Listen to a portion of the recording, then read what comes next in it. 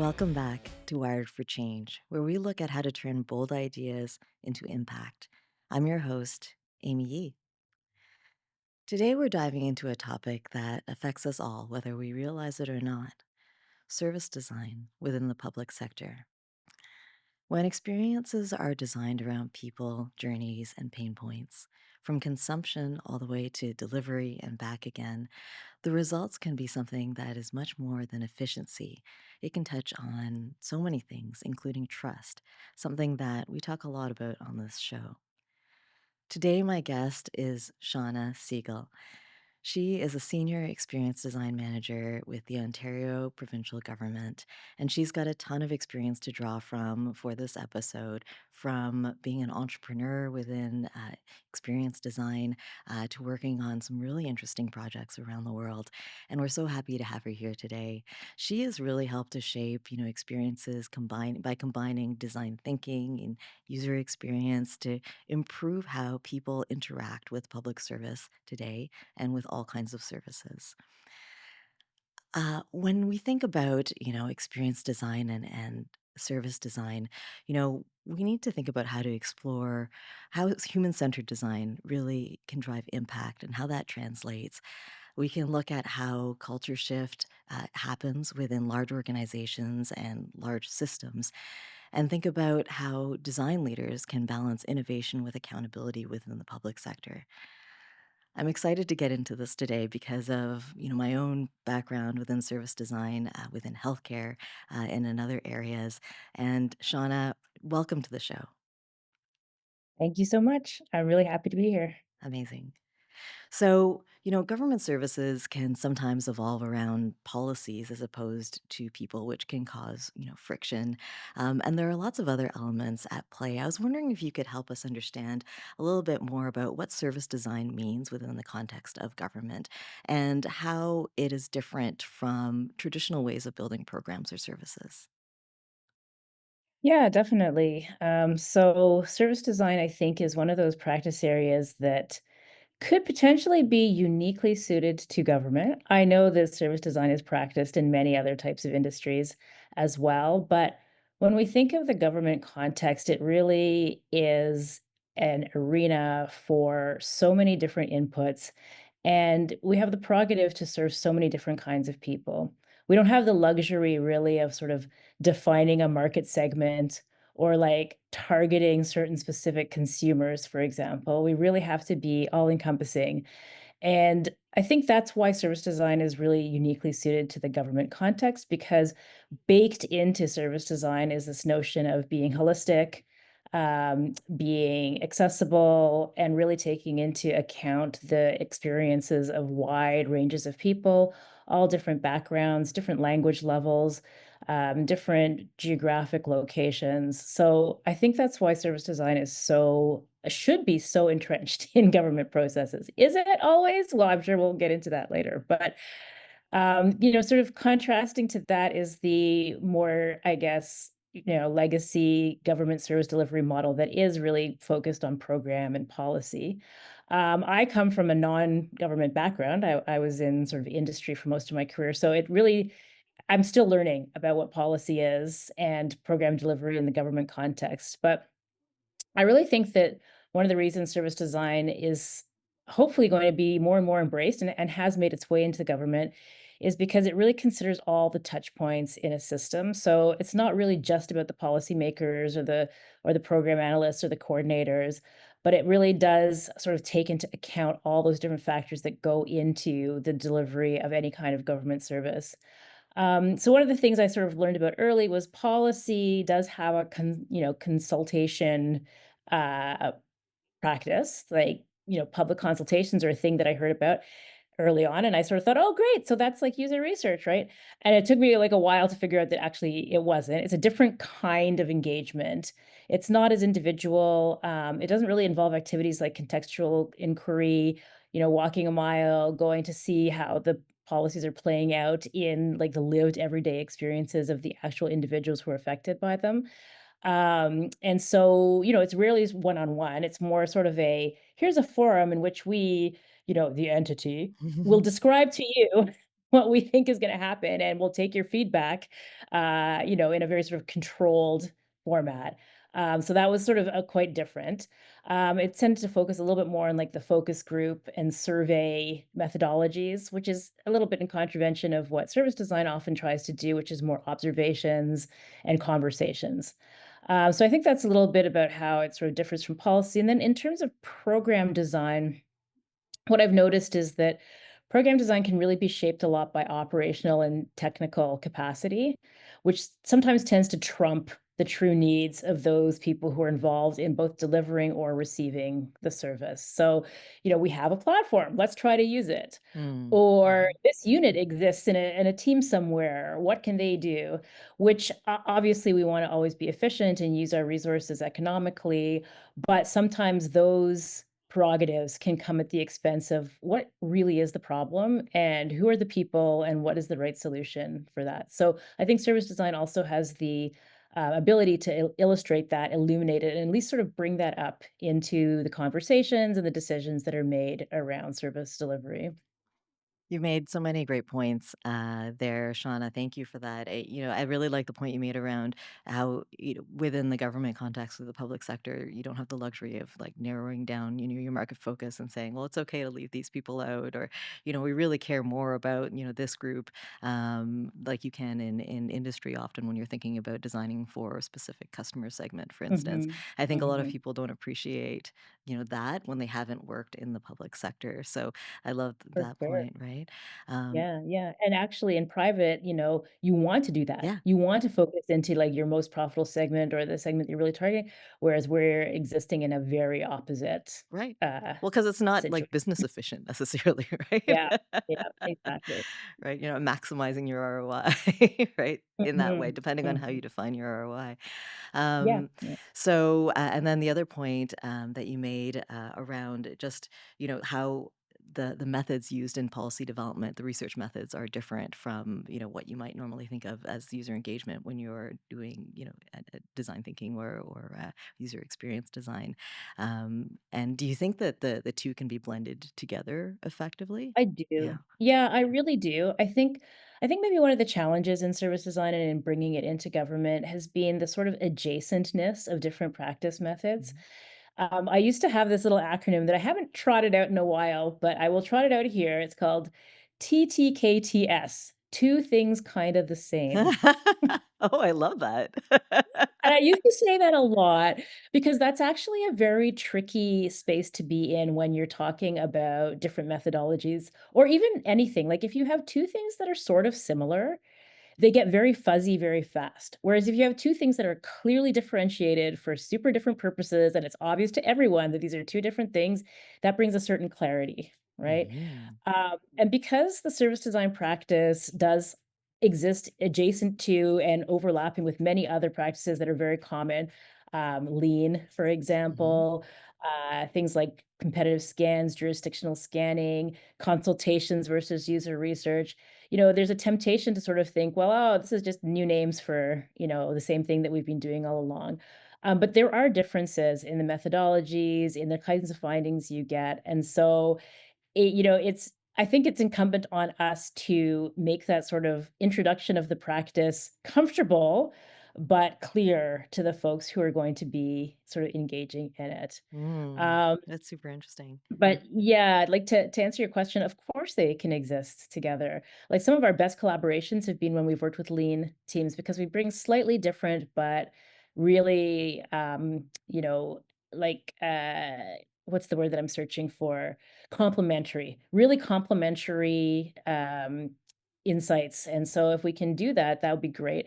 It's just the challenge is getting people over the hurdle of we know it looks kind of the same, but it's actually not, and it's gonna be better because of that.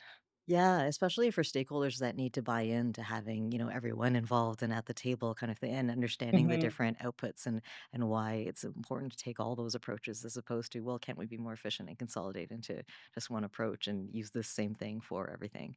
Um, Yeah. so, do you have any secrets to helping people understand that? Oh boy, I wish I had all the secrets. I think that the secret is just the proof is in the pudding. Like you have to show. You can't tell. Mhm. You have to show, Mhm. right? So where we've made the most inroads has been in working hand in hand with project teams who maybe have never been exposed to the methodologies before, who've never who are just dipping their toes into service design and demonstrating how the different pieces of a service design project work together, what it's like to do sort of deep, robust user research, what the deliverables might look like, what goes into making those deliverables. When the project teams can sort of see that firsthand and be part of it, Mhm. that is, I think, the best thing. We do a number of sort of training, speaking, resources available online. But it's really hard to sort of make that into practice. Like we get asked all the time for like a template. Oh, can I just get a template for a user research Mhm. plan? Can I get a template for a service blueprint? It's like, well, sure. But like these are just like some boxes and lines. Like there's really nothing to it until you start actually doing the work. And I think that's where the sort of, you know, light bulb moments start to happen. Mm. When I was practicing, I kind of fell in love with that idea of, what is the question that we're asking and how do we best, find the answer to that question? And so Mhm. you're touching on something really interesting to me personally. Um, Before we get too far, I do want to ask you Mhm. if you have an example that can help people understand, what service design is, practically speaking, and what that looked like and how it improved kind of the human experience. Like an example of a particular Yeah. project. Well, I'll just sort of cast my mind back and talk about something we worked on when we were in the pandemic. Mm. So the team that my several members of my team were very instrumental in this thing called the Verify app. So I don't know how wide reaching geographically your audience is, but here in Pretty far, Ontario, but yes. yeah, yeah. In Ontario, there needed to be a way for businesses, like especially businesses where people gathered, like restaurants or community sort of centers and so forth, that they could sort of quickly ascertain the vaccination status of people who are entering into their environment. And so all the questions of the philosophical and ethical and whatever, sides to that argument aside, because there were a lot of those, Mhm, our mandate was to figure out how we could easily do a verification of vaccination status. And I think what we brought to that project by being able to bring a service design lens into it was how it is possible to do a user-centered design project very quickly and under very intense circumstances and make it better because of the inclusion of the service design methods. And so one thing I'll point out in particular is just the ability to do research and to actually put a prototype in front of people and see how it'll work before you launch something. In many enterprises, and government is, of course, a super example, there's a lot of launch first and then see how it's working later. So, our ability to understand all the players in the ecosystem, find out what the needs of all those players are gonna be, because businesses obviously were a very important factor in it, as well as the end users, as well as the people who are working with all the data and so forth that had to go into actually being able to transmit that status to people. And then in terms of the actual mechanics of the thing, it ended up being an app.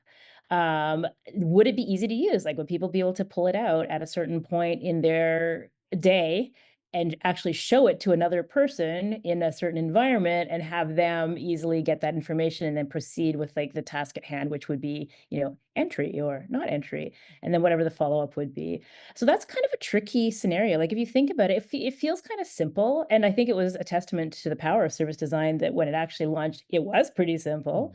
mhm, But if you think of all the inputs that has to go into a transaction like that, combined with the feelings and emotions of people who are standing at a place and who may or may not get denied to enter mhm, that place and all the things that sort of brings with it, as well as the different technologies that they might be bringing. We don't know what the reader is like. We don't know what the device is like. So just being able to use service design as the catalyst to bring all those touch points and all those different inputs together into a tool that launched quickly and was able to be used hundreds of thousands of times in a very short period of time, I think was really something exceptional, and I think that that sort of showed how service design could really help in those kinds of initiatives. Thank you so much for that. Thanks for bringing forward kind of the emotion of that specific context of use, as well, because as anyone who's worked in this field before would know that it's very different. It's not the same as, if someone's just like online shopping, for example, versus in that Mhm. place where they need to get that information and that's all they want Mhm. at that moment in Yeah, time. yeah. So that's super interesting, and how you. I guess I'm wondering, how did you do all of that, research so quickly and rapidly turn it around? Did you have to make some assumptions, for instance, about and then just validate assumptions? Like, how did that We work? did, we did. I mean, we worked on the shoulders of other organizations, so there was, there's a large amount of code available from other jurisdictions.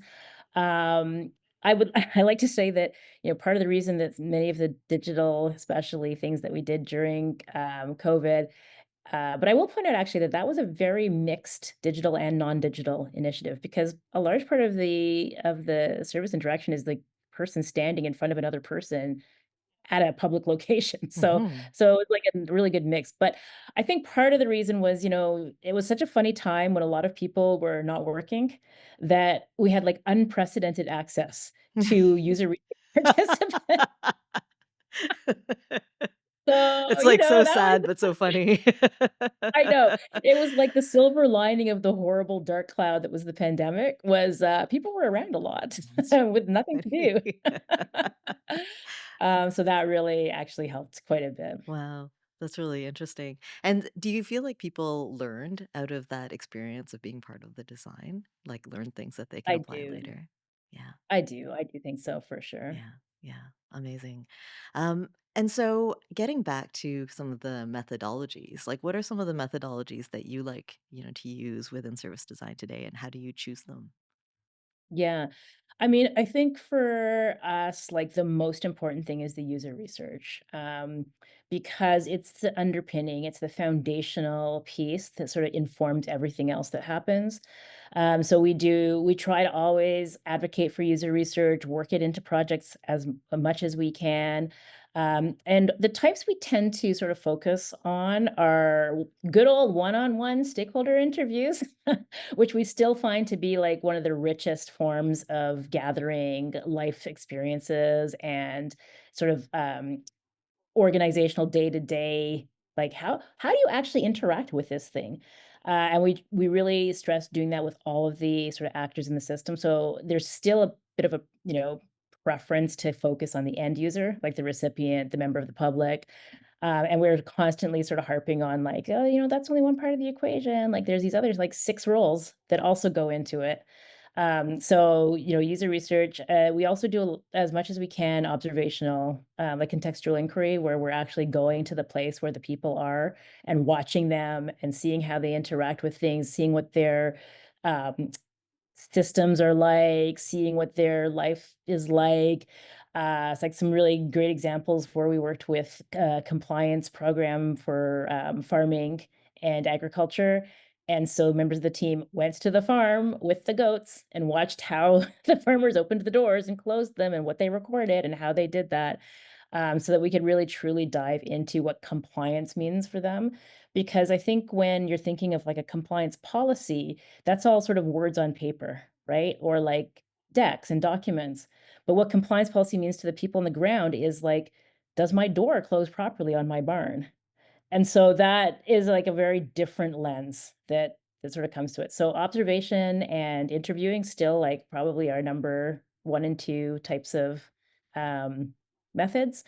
And then from there, we sort of depending on what the project is, we'll sort of select the best things to use for the, people who need to be involved in the fighting. So, is it a service blueprint? Is it a jurisdictional scan? Is it a heuristic evaluation? Is it usability testing of something? Is it prototyping something?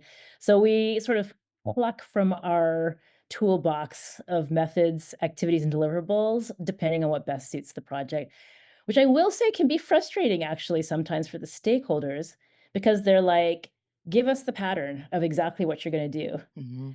and how are you gonna do it?" And we're like, "Well, quite there yet. We need to first understand who we're talking to, what the problem space is, and then we'll sort of compile a, uh, a menu of the best methods to get to what it is you wanna come. So we really try to focus on outcomes, not Yeah. process, because the process will come depending on what the outcomes are. Well, and that's, I think, in my opinion, I think that's the right way to go, and I think that maximizes like your impact, really on the experience by looking at you and making those process decisions as you go, and maybe there's something new that you need to dive into and discover Yeah. as well. It can be hard though, right? Hmm. Because often at the beginning of a project, the sort of, you know, I'm gonna say largely executive stakeholders, they wanna know exactly how it's gonna Yeah, go, yeah, right? Like, what are you gonna do, on what schedule, and what am I gonna get at the end? absolutely. And so service design kind of flies in the face of that a little bit Hmm. because it's sort of like, well, we'll tell you when we tell you, which can be very uncomfortable for a lot of Absolutely, people. absolutely. Yeah. And so, how do you manage that?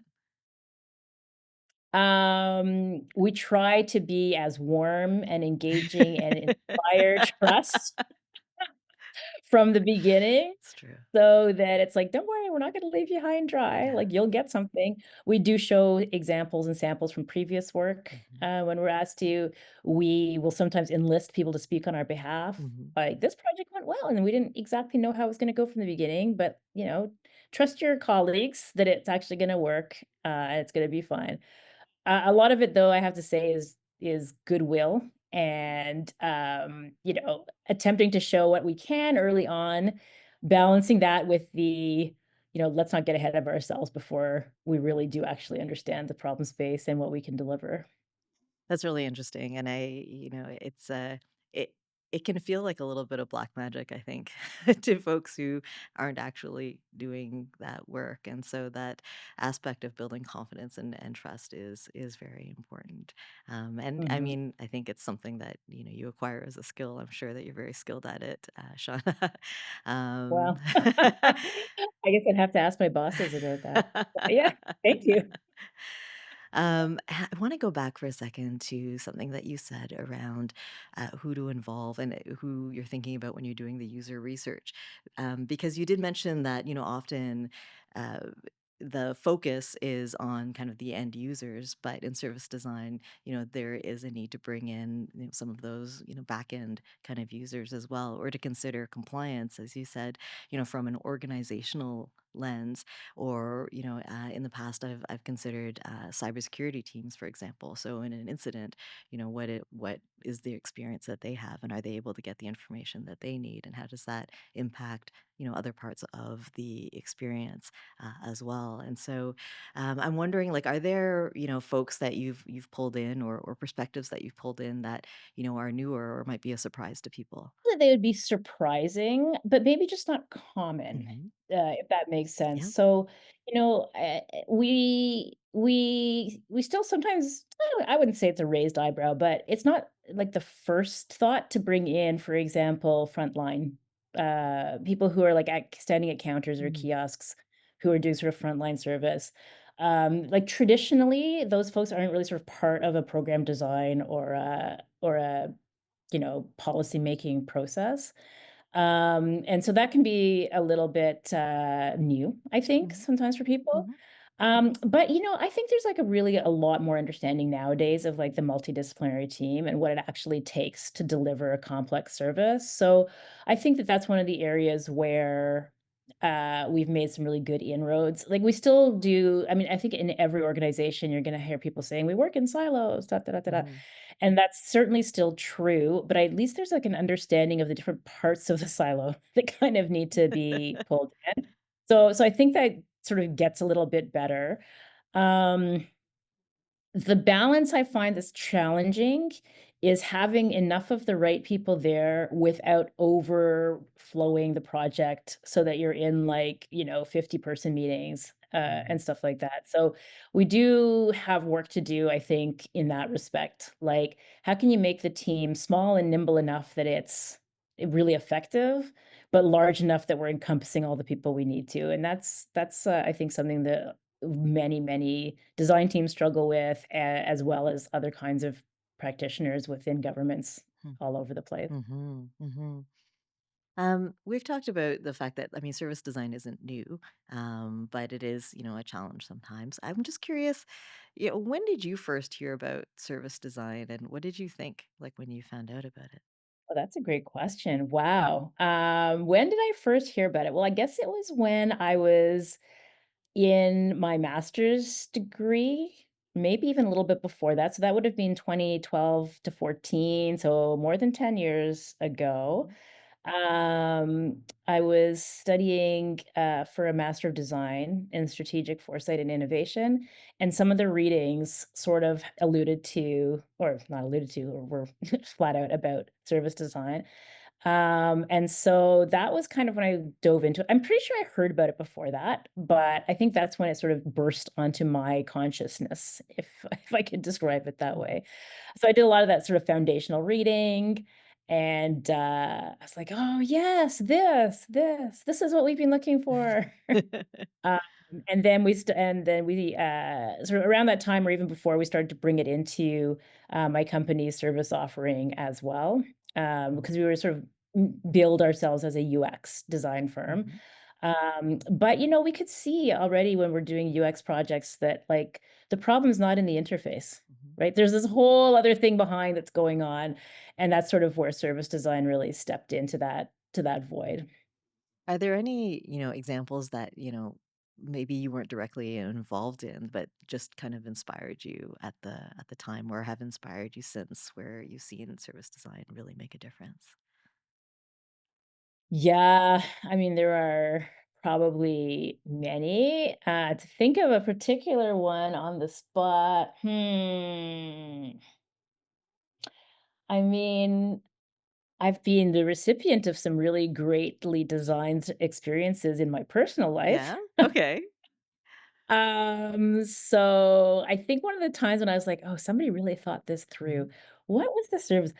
It was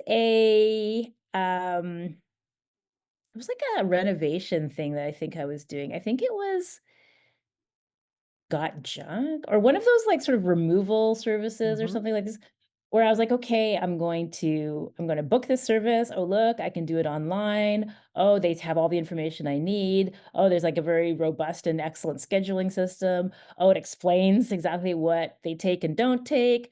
Oh, I've been informed the whole time about, like, the timing and the people and the this and the that." And then the service actually was, like, executed and it met expectations, and I was like, "Wow, I haven't really seen this kind of, like, they've got it so together." I was, like, kind of amazed.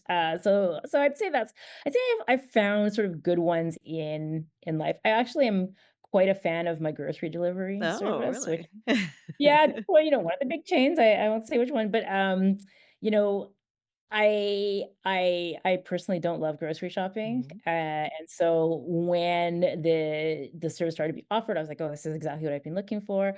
I found that it was easy to make my order, it was more economical because I was saving money on not getting distracted by all the lovely little displays I get that are so in the distracted. uh-huh, and then, I could put my comments in to, like, say exactly what my preferences were, I could choose substitutions or not to substitute, I would get informed along the way by what was happening. For a while, I was a little put off because they were packaging things in a way that I didn't like, but then that changed to be a more recyclable packaging and delivery system, Mhm. and I'm like, it just shows, like, continuous improvement. Somebody's paying attention. Nice. Somebody is, like, looking at the data, looking at the user experiences, understanding what those mean to people who are receiving the service, making changes, and implementing them, and going along with the times, right? When I first started using the service, it was completely in store. Now certain parts of it are outsourced, but the experience has actually gotten better and better. So, you know, it works. Nice. Now, of course, there's an economic imperative there for it to work. Uh, Yes, that's true. does that happen for us in our government context? Sometimes. Metrics. Mhm. Mhm, mhm, But it is mhm, fun to kind of geek out about experiences that, people are really thinking about and improving continuously, mhm. isn't it? Yeah. Yeah, very fun. Really interesting. I wonder if you could. We've talked a little bit about sort of the crossover between digital and physical experiences, Mhm. both with your the COVID kind of app that you guys built, as well as kind of like Mhm. groceries now. And so many of our experiences are, increasingly digital, but still involve the physical. How do you just, Mhm. how do you map something like that out as part of service design? Just as a practice. Yeah, I mean, we like to use certain types of deliverables like service blueprints, customer journey maps. I'm a big fan of a systems map, which is something that I learned how to do when I was doing my master's degree, which often looks like it's like the project murder board, where you you get you got all the little things and you got like arrows and lines that are pointing and pinning and all that sort of thing. But I find those visualizations, like those ways of not documenting in words, but actually drawing in pictures all the interactions to be really helpful. Um, Especially for the design team and the people who are immediately involved in the service delivery. A caveat, though, Mhm. if I may, Yeah. is that sometimes people get really attached to those deliverables Yes. without actually understanding what the purpose and function of them are, and they feel like the deliverable is the project, Mm. when it's actually really not. It's just a representation of the project. It's a tool for the project. It's not the answer. Mhm. It's just, information about the answer. So I've seen this recently crop up in with regards to the service blueprint. Like if you can imagine that like in all caps, right? The service. I see it. Everybody wants one Mhm. now, right? And it's like, okay, but what are you actually gonna do with it? How are you gonna use it? How are you gonna make it? Like the making of it is where you get all the knowledge, where you sort of ramp up, where you Mhm. understand the ecosystem. And it's like the jumping off point for the actual actions that have to come like after it. But I feel like now there's a bit of people are enamored with the actual service blueprint Mhm. and not with all the work that has to come, around it and after it, 'cau that's the actual project. Mhm. Mhm. So, I do think we need to be sort of a little bit, I don't wanna say careful because that's not the right word, but we need some more understanding around deliverables versus execution, I think. Mhm. Yeah. Yeah, absolutely. Well, they look so beautiful. And they're so Yeah. cool. And even just the They term service do, they blueprint, do. I it makes know. a lot of I mean, they're sense. so useful, right? Yeah, But, like, sometimes I feel like they're the most useful for the design team. Like, the design team gets this great, robust understanding of it's the true. program, but, like, the design team isn't delivering the program. No. No. So Well, and a lot of it ends up in their heads too. Like the Mhm, experience of mhm, building that blueprint is such, important knowledge. Do you ever mhm. struggle with, people like with turnover on the design team? So somebody was part of, building that service blueprint, but then they had to move. And so that knowledge is kind of, gone with them kind of Right. thing. And then the next person kind of wants to rebuild the service blueprint or whatever the artifact, might be as part of that experience. Well, interestingly, I'm in a very fortunate position where we don't struggle with turnover in the design team, Mhm. we struggle with turnover in the partner teams. Mm. So, sometimes we'll find ourselves in the odd situation where actually the design team understands the program better than the actual folks who are delivering the program because there's been lots of turnover in Mm. the program delivery teams. I see, yeah.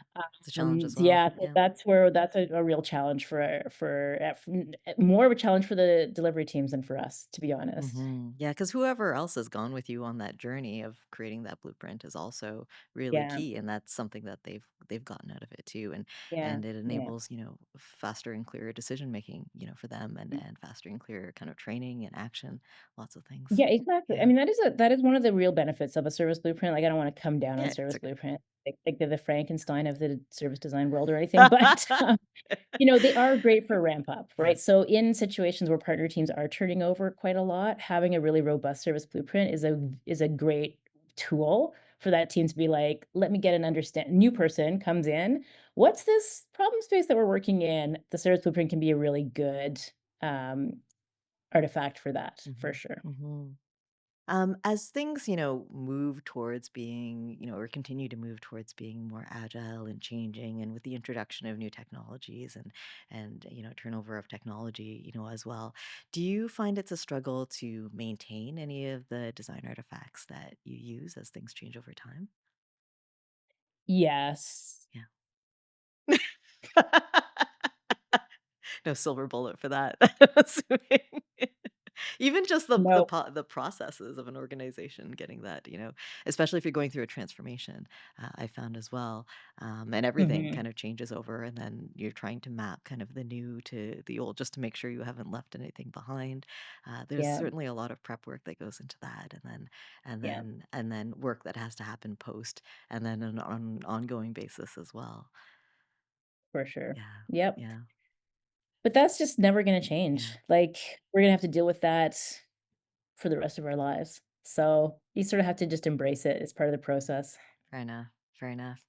More in terms of kind of on the realities of embedding design in complex kind of policy driven, environments. Like any other challenges with embedding service design within government or public sector kind of structures overall. Yeah, I mean, there's always,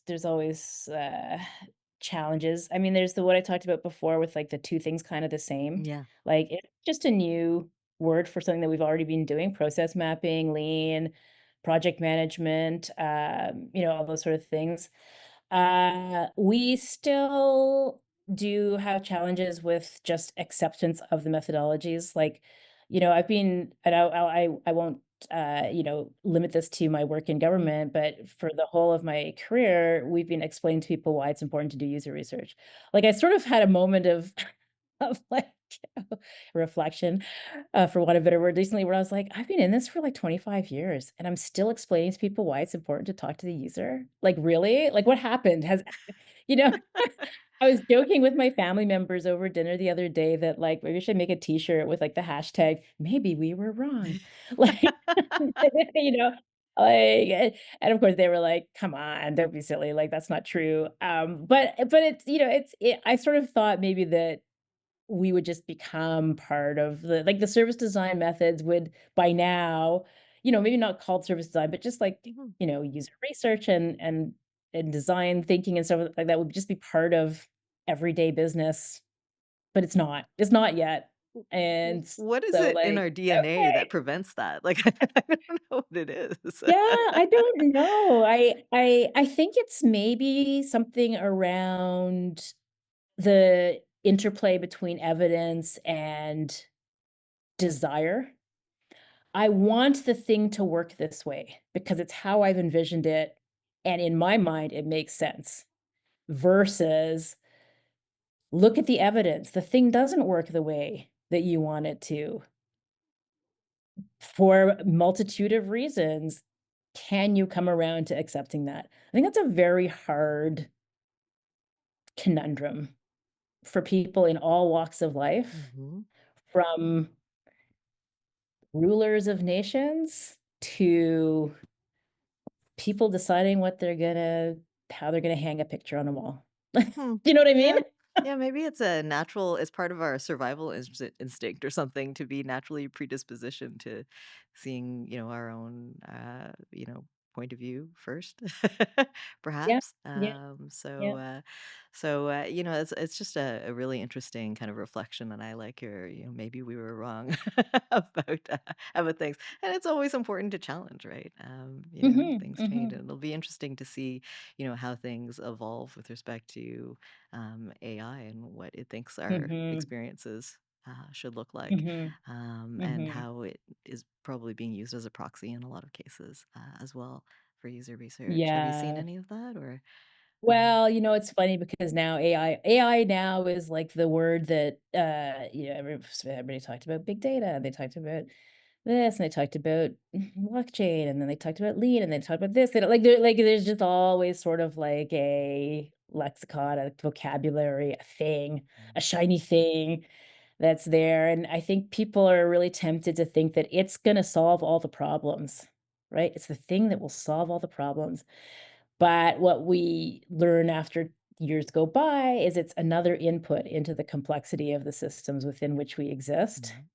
And again, I pull out the old like service design can help with that. It Mhm. can help with like understanding how all these parts might fit together. But we just need to remember that like the core sort of fundamental underlying tenets of service design is ask questions, understand people. Mhm. And like, everything else kind of rotates around that. Mhm. Mhm. Yeah, hard to argue with that. Still applicable. Um, Mhm. how do you think about, how to help people understand nice to haves versus essentials when you're looking at, decisions for service design? Is it the user research that enables that? Is it the project, objectives that kind of enable that decision? How do you help your stakeholders think about sort of, well, Mhm, what's nice to mhm. have versus, well, this is something Yeah. that absolutely has to change or be there? It's always a bit of a balancing act, but I think, like, when you do strong research and when you underpin everything with really good research, you're in a good position to be able to be like, "This is a showstopper. Like, this thing has to be in place or nothing else in the service is gonna work," versus once it's been running for a little while, see if you can look at this other thing over here. Like, it's not essential right now, but, like, it might be a really good, addition, or you might wanna look in this direction for the future. And, like, the ways to make that clear are usually just through very clear communication of findings and recommendations, and being able to work with a project team who's sort of on board with that way of thinking and is able to assist in prioritization. We generally will look to, like, the product managers or, like, the program owners to be like, "Okay, in terms of prioritizations, help us be informed about that, and then what we can do as designers is make that really clear and visual. So I think that it's like a shared responsibility. Prioritization is often, not just about the users per se, internal and external, or, delivery or recipient, but also maybe sometimes about capacity and technological requirements. Like, it'd be great to do this thing, but, like, we just don't have the data flows to do it. Mhm. Or, so, like, let's focus on this other problem instead until that part is ready. So yeah, it's really a shared responsibility that needs to be communicated really clearly and logically so that people can understand why the priority is the way it is. So important. Thank you for that. And then I want to talk about, your team, your design team, and the experience Mhm. of working with stakeholders. How do you create, the psychological safety around, Mhm. iterating and trying and failing, and maybe this didn't work, and it's okay. And how do you balance that when the environment might be more kind of risk averse? How Mhm. much experimentation or innovation do people need to do, or how much testing and Mhm. failure can we afford to do as a team, and Mhm. then helping that to ensure smoothness between that collaboration with your Mhm. project Yeah. stakeholders and your clients. Yeah, I mean, I'm very fortunate again to say that I'm blessed with an incredible team, like Mhm. just a really smart, astute, empathetic group of people who have all chosen to be in government, which is a big choice, right? Because we offer something, I think, in the way of ethos and impact that is so valuable. But at least, in years past, maybe not so much quite right now, but in years past, we were not able to offer things that were as competitive with the private sector in terms of, say, salaries or career advancement and that sort of thing, training opportunities. So everybody who is part of the design team that I work with has chosen to be in public service. And I think that in itself is indicative of sort of a personality trait or underlying Mhm. ethos that makes our design team very well suited to the work that we do. There's a lot of understanding and empathy for people in various situations. And the folks have come from all different walks of life and all different kinds of educational backgrounds and all different ages and so forth. Um, in terms of, like, being with our stakeholders, like our project partners or members of the public, we do really try to set the foundations for each project, well, like engaging in introductory sessions, like even just simple things like, "Who are we all? What do we do?" Like, let's, meet. A lot of us are working remotely and virtually because our stakeholders are all over the province. So there aren't always opportunities to actually get together in person. Mhm. So things like good introductory meetings. Sometimes the first meeting is just a chat. Let's just get to know each other, and before we actually do an official kickoff of the project, just so we know who's who. We do try to engage in sort of team building activities and so forth with the team whenever we can. Um, Sometimes for the projects that we do, we actually do almost like a little pre-project, which Mm. is about the methods and activities and deliverables before we get into actually executing the methods, activities, and deliverables.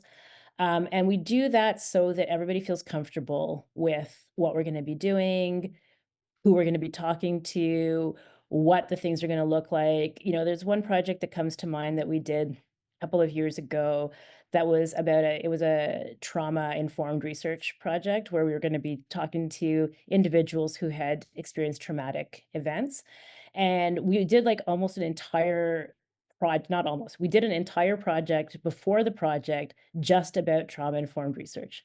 What it means, what it looks like in practice, what kinds of things might be heard, how to talk to people, and we sort of socialized and delivered that before we went into the actual project, and that was very helpful. It made for a very, like, accepting and robust recipient, like, receiving of that work. I think had we not done that, the project could have gone a very different way. Really interesting. And Mhm. I just want to understand a little bit more about that pre-project. Was it sort of the gathering, information for presentation and awareness, Yep, or there was a lot of yeah. research, there was presentations, there was informing ourselves about what it would mean to do that work, there was, um, setting out of expectations, protocols around things like resting and rejuvenating between sessions, why we might need to do that, how that might affect timelines, so all of that was kind of put into place before the actual project ran. Really interesting. Yeah, sounds like Mhm. a very good practice in this case, and something that other people could think about, doing as well. Sounds like a lot of Yeah, and benefit. it was, and it was possible because there was executive support from the partner team. So, the partner team was willing to accept that timeline, that, methodology, and stood behind it, and so that was really key. Yeah, yeah, absolutely. Wow. Any other kind of practices that you could share with others in terms of really challenging projects, or um, how to work with executive stakeholders? Well, I think you sort of need to know how the executives think, like, where are they coming from? They're an actor in the system, Mhm, just like everybody else, mhm, right? So, what are their mandates? What are their prerogatives? What are they gonna be on the hook for? How can we, without necessarily having the time to actually get face to face with them, because we rarely do, what's gonna be important to them in this ecosystem, and sort of treat them with the same design lens that we would any other actor in the system. Because I guess service design is like a great democratizer mhm, of of of scenarios because, like, everybody's an actor, right? mhm. And everybody deserves the sort of benefit of that ethos, I guess you could say. Do you think that service design is evolving, or is it kind of the same as it's always been, and it's just bringing new people on board? I think it's evolving like everything else. Yeah, is it evolving? Is it evolving? Is it languishing? Or is it even going backwards? Hmm. It's very user I researchy of you to Right? I say. know, eh? It depends on the situation that you find yourself in. Like, that's the answer to all the questions, right? Obviously, it has to evolve because society evolves, and technology evolves, and people evolve. Um, It's just math. yeah, I do think, though, that it's possible that there maybe is a bit of a plateauing happening right Mhm, now where, um did it work? Did it not work? mhm, Is it working? Is it not gonna work? Is it really just maybe we were wrong, mhm, you know? mhm, It's just mhm. but But I think You gotta make that again, like t-shirt. Yeah. the day. Yeah, I know, I really do. I think depending on the day, depending on the project, Mm, depending on the situation you find yourself in, all answers could be true. mhm. Fair enough, fair enough. Um, do you see any, big opportunities for leveraging service design to, as a lever for inclusion and then accessibility moving forward, more so than today? Well, Yeah. yes, I mean, because it's so fundamental Mhm, to service design to be inclusive, to be accessible. I think the sort of grand answer is yes. I will say that in recent times, like over the last like year, 2 years, it's been disheartening to see the sort of tamping down of inclusive efforts around the world. That affects people in their day-to-day lives. It's policies and missives and statements from people in power that are very mhm, anti-inclusion, do have an effect. And so, we do as much as we can, obviously. We fight the good fight and we try not to be assholes.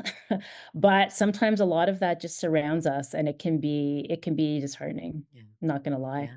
Is service design the you know, banner, the rallying cry, the flag that we can all get behind? Again, I think it depends, maybe sometimes, but not always. Yeah. Yeah. No, I appreciate that really frank answer to that question. Um, for people who are getting into or interested in service design as a career moving Mhm, forward, do you have any advice? For those folks who are just really passionate about people and users as your team like clearly is. mhm, mhm. If they're just starting out, do you have any words of wisdom for them in looking forward at the future that kind of awaits them? Yeah, I would say, service designers are not always called service designers, first of Mhm, all. So there are people who are service designers who are working under many different kinds of roles and mhm, titles, but it's that sort of bringing of humility, integrity, attention to users and attention to people. Let me not even say users. Let's say attention to people combined with integrity, curiosity, the desire to really do good exploration and ask a lot of questions. These are the skills like that are really going to see you through as a service designer, whether or not you're called a service designer or something completely different. It's not about understanding how the most recent prototyping piece of software works. mhm. It's about the ability to be sort of strategic, about understanding problem spaces, synthesizing inputs into what might be affecting those problem spaces, and then communicating it out to others so that they can make decisions, and deliver programs and build things, really. I love those skills. It really, draws a parallel to me to the kinds of skills you need as a change leader in the future as well, like the empathy and humility and all those things that you mentioned. I think it's. I think you're right. I think that not everyone who might be practicing service design may have that as like their official title. You can think about service design or have a service design mindset from a lot of different kind of career vantages within an organization or within society. And I think that Yeah, it's a valuable mindset to have for anybody who's trying to drive positive impact or change. Would you for agree with that? sure. Yeah. I do, and I think the other one word that I would maybe throw out is perseverance. Mhm. Mhm. Perseverance is so important because you might hit up a thing 6 or 7 times before you start to see any movement, and you sort of have to be okay with that. That's so great. Thank you. One last question I'll ask you is, if within service design in the public sector overall, if is there, one wish that you would have that could come true in order to have, impact, for people where you'd see it, or, one kind of project that you would love to work on that you would wish to work on, you're dying to get your hands on kind of thing. Yeah, it's interesting. I don't think I have one particular project. I mean, one of the things about working in the public service that I'm continually amazed by is the variety. I really had no idea. As a diehard private sector, consulting company owner, I was like, I don't know about this government thing. Like, am I gonna be bored? Like, it's just gonna be one the government, right? But then, of course, when I got here, my mind was blown by the variety of different kinds of work, different kinds of people, different sectors that are touched. So, luckily, within like a couple of months, I realized that that fear was completely unfounded. I think that my answer to this question is maybe not so much particular projects, but like the sphere of working. And I hope this doesn't sound weird or boring, but like if I could make one wish, it was that we were as interested in applying service design practices and methodologies to our internal systems as we were to our external systems and services. Because, you can't deliver amazing service and serve people with, joy and empathy if internally we aren't treating our own staff, administration, operations with that dedication and that joy and that empathy. I think sometimes we think, well, the staff will just figure it out. Like they'll make their workarounds, they'll, create their tools, they'll be fine. And so we don't tend to apply that service design uh sort of championing to the way that we work internally in sometimes in the same way that we do towards things that are developed for the public. So I guess that would be my magic wand wish, that we treat our internals, with as much dedication and devotion than we do our externals. Anna, I love that. I'm gonna put like a big heart like on the editing when I do the post. I think that's amazing. As someone who has worked internally in organizations where, people really struggle and they want to do the things that the people need, but it can be a real struggle. And so turning that, that mindset, inward and really paying attention to that is something that can have enormous like ripple effects, I think, moving outward. I So agree. it's a beautiful way to kind of like frame like really how can we really truly look at service design and internally from an internal perspective. So I really appreciate that answer, Shauna. Very wise. I love it. Love it. Maybe we were right. Yeah. You can turn the shirt inside out. Exactly. Amazing. Well, Shauna, thank you so much for your time today. I really appreciate that. Service design is something that I've been dying to get into on the show since the very first episode aired back in March, and I really appreciate your lens, from the different areas that you've worked in, both outside and inside public sector, and the change and impact that you're having today, and will continue to have. Shauna, thanks for connecting so many dots for us today and giving us an update of where things are at, and keep going. And thank you so much. Thank you. All right. Take care. And for anyone who's continuing to be interested in conversations about change and how we have that opportunity to drive impact, how do we seize that and all help each other with providing more access to that knowledge more broadly so that we can continue to drive the transformation that we're looking for. Thank you. And please subscribe to Wired for Change and be part of the conversation. Take care. See you next time.